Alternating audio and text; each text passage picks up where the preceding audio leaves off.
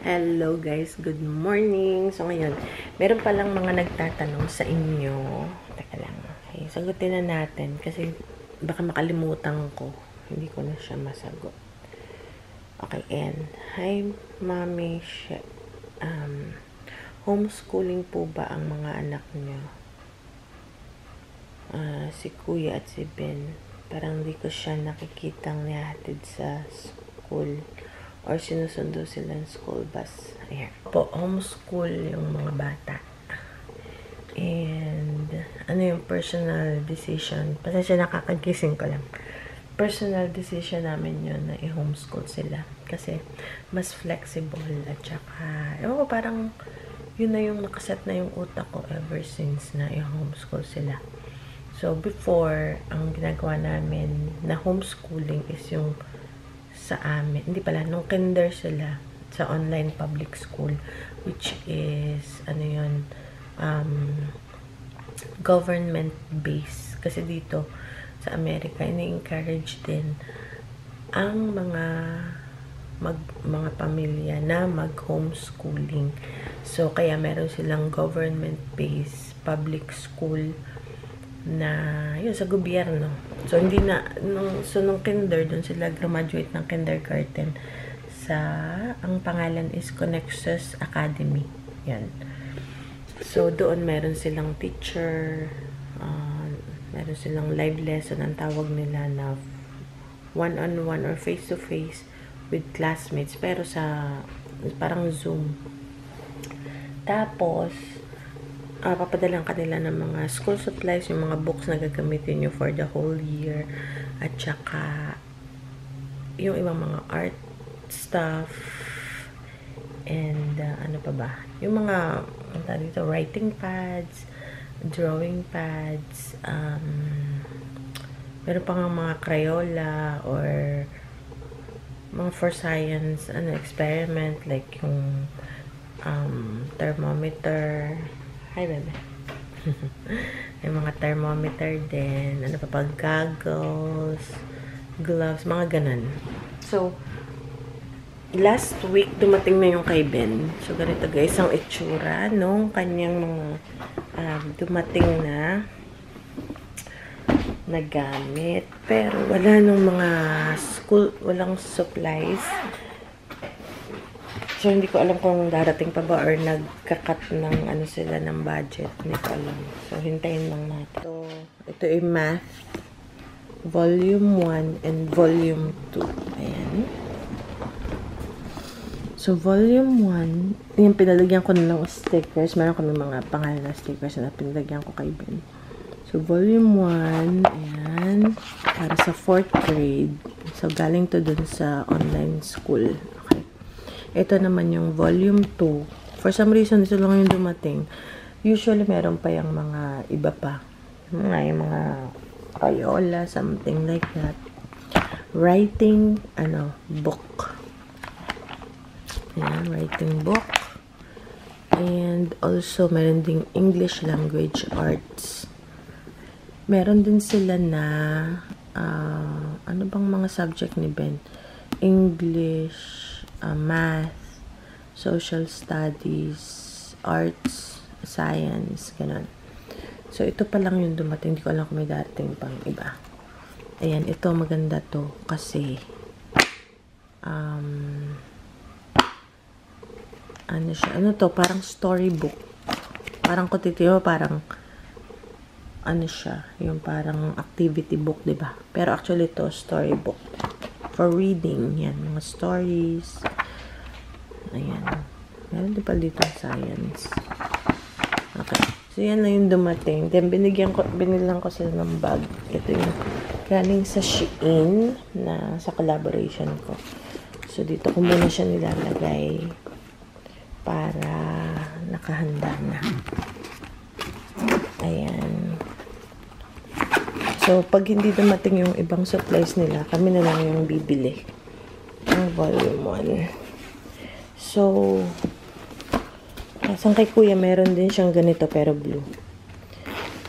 So, ganyan yung ano nila. Tapos, kailangan may computer, which is meron silang tigisang laptop. Pero kung walang laptop, papahiramin ka rin ng school, pero ibabalik mo at the end of the year. May mga books na kailangan mong isole para ma-reuse nila sa ibang estudyante next year. Pero itong ganito, hindi mo na kailangan isole. Yun lang makakapal na libro. At saka, ano pa ba?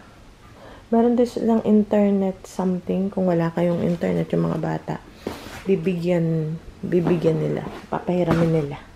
Yung parang box something. Guys, kaya naka-homeschool sila. So, hindi na ako mag-iisip ng ituturo ko kasi meron na silang the whole year. Meron na silang schedule. Kasi flexible sila. Pwede nga kami magbakasyon kahit na may pasok sila kasi dadalhin mo lang yung mga books nila and computer and then makakabakasyon na kayo. Very flexible. Kahit pumunta kami magkakasama kami palagi. So, yun. And then, meron pa palang isang tanong.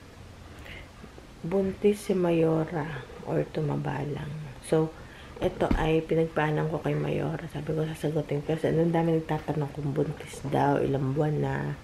Kasi nga medyo, di ba, nakita malaki ang tiyan ni Mayora. So, si Mayora ay, ilang buwan na ba si Mayora?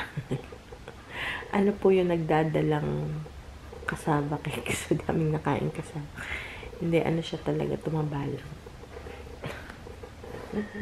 So, yun lang, guys. So, at least nasagot natin ang inyong mga katanungan. Dito lang sa amin ay may heat wave. Sobrang init. Kahit maano pa lang, yung maaga pa lang, sobrang init na talaga. Yung sasakit na ulo mo.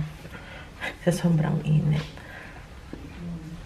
So, yan si Bebang. Kakalabas niya lang kanina. Nilabas ko yung aking mga snake plant, mga isang buwan nang nandiyan. Hindi naman, mga ilang linggo na. So, yan yung ating, di ba yung marigold ko? Tingnan ko nga dito. Ay, Bebang, halika na, pasok ka na. Ayan, labas tayo. Ay, hindi masyado mainit ngayon, baka kasi may hangin. So, ito yung marigold ko na inangkat ko. From doon, tingnan nyo guys, yung nasa side. Kung iniwan ko lang siya sa side, ganyan lang sa kalit. Meron pa, hindi ko na na-transfer eh. Tapos yung mga buto-buto niya, may iwan lang dyan. Tingnan nyo guys, ang laki na. Nung nailipat ko siya. Same yan ito. Ang ganda ng bunga niya. Tapos nilabas ko ang ating snake plant. Ba't ito nang lalambot? Siguro kailangan niya ng lupa. Tsaka yung aking aloe vera, pag winter, ipapasok ko na naman. Ayan, si Bebang nagpapainit. Si Bebang. Ano, Bebang? So, ayan, guys. Ang aming pool. Pinalta namin ng tubig kasi nagberde na.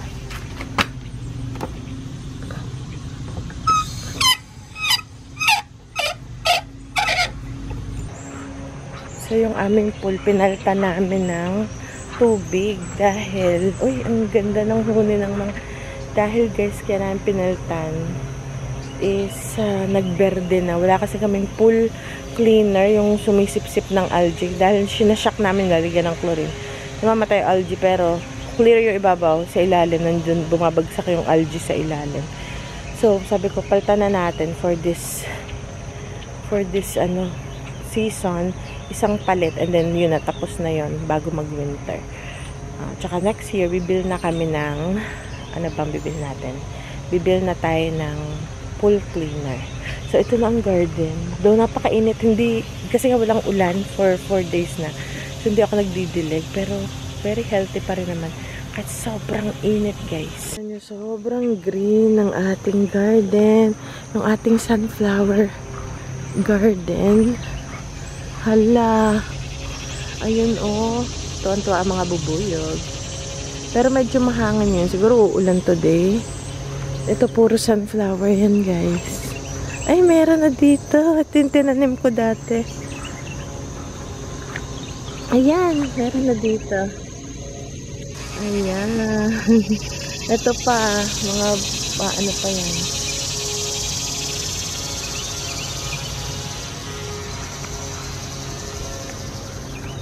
Wow. Super green ang ating garden. Punong-puno siya. Ito yung ating, hinahayaan ko yung ibang matuyo. Yung ating, tag dito, blue tern natin, hinahayaan ko. Kasi guys, para may buto ako next year. Ayan. Ayan. Gusto ko siyang dito tumaas. Ba't ayaw niyang umakyat? Ayan. Tapos yung ating ampalaya, may pagbibigyan ako nito bukas. So, pinapalaki ko pa siya. Okay.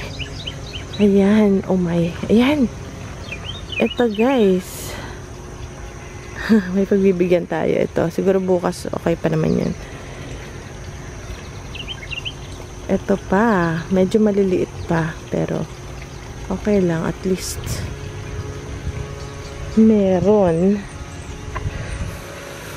Pag nagmunggo tayo, so atin yang ilalagay yung mga dahon para mas magbunga pa siya. So, diba? Pagbibigyan ako nito tomorrow. So, hindi ko makalimutan. 1. Pero kahit maliliit to. Kasi ano eh. Ay, ito. Pwede na to. 3. Siguro tsaka to. 4. Ayan.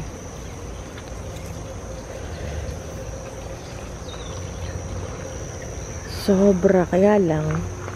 Ito lang. Baka may ahas dyan. Grabe. Ang dami.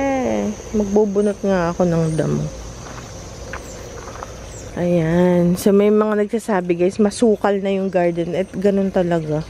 Maganda siya pagka walang, walang tanim. Yung hindi pa lumalaki. Pag lumaki na, ayan na. Ito yung ating grapes. So, hopefully next year, magbunga yung grapes natin. Ayan, may akyatan to. Ayan, ang ating kamatis. Aba, medyo malamig-lamig ngayon, ah.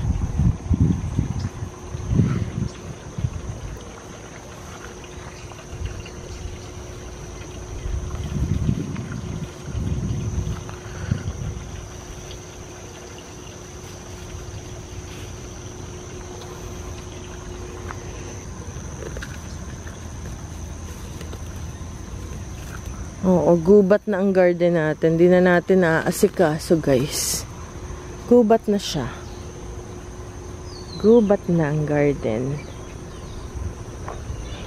Ay, ang ganda pala nitong ating kamatis. Tingnan niyo yung kamatis natin. Ang ganda. Ang burgundy siya. Ang huni ng mga ibon.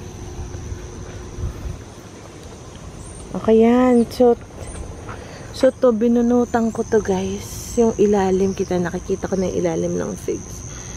Inanuhan ko to. Tinanggalan ko ng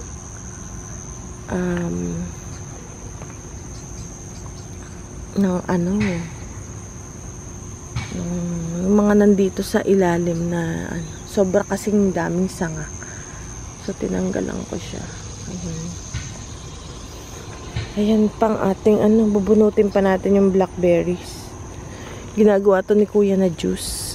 Uy, ang laki. Oh, ito. Wow, super laki. Oh my. Ayan.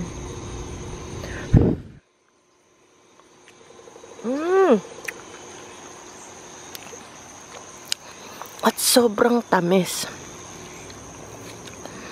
Sobrang tamis. Wow.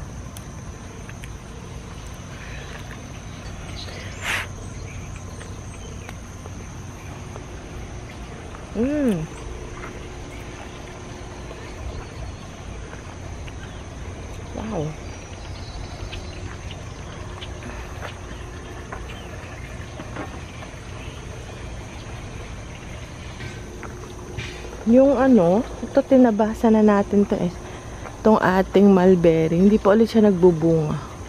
So siguro to 1 season lang to siguro. Meron na naman kaming mole guys. Tingnan nyo, ayan may mole. Yan yung nanghahalakwat dito sa natin. Kaya tutubo ang aking damo. Kaya ang hirap may mole problem kami. Yung mole kasi umaano yun. Umaano sa ilalim ng lupa.